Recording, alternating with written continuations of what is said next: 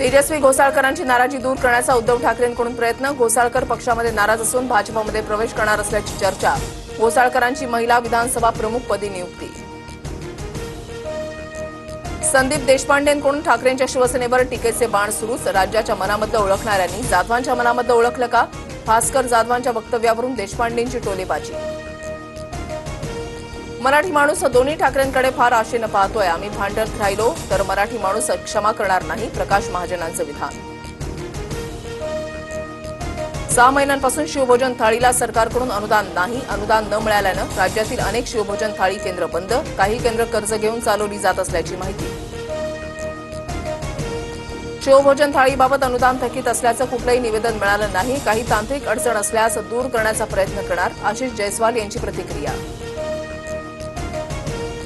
सरकारची स्थिती भिकाऱ्यासारखी झाली. लाडकी बहीण योजना आणल्यानंतर अनेक योजनांना सरकारकडून कात्री. शिवभोजन थाळीच्या अनुदानावरून विजय वडेट्टीवारांची टीका. पुण्यात अजित पवारांचा ठाकरे गटाला धक्का. माजी आमदार महादेव बाबर यांचा आज राष्ट्रवादीमध्ये प्रवेश. अजित पवारांच्या उपस्थितीमध्ये पक्षप्रवेश करणार. आमच्यावर हिंदी का लागता असं शिंदेंनी भाजपला विचारावं. नुसत्या बैठका घेऊन मराठीची अवहेलना सुरू. फडणवीसांनी मराठी भाषेसाठी मराठी माणसासाठी काम करावं. संजय राऊतांची टीका. इराण आणि इस्रायलमध्ये अखेर युद्धविराम. इराणकडून अधिकृत घोषणा तर आता युद्धविरामाचं उल्लंघन करू नका. डोनाल्ड ट्रम्प यांचे ट्विट.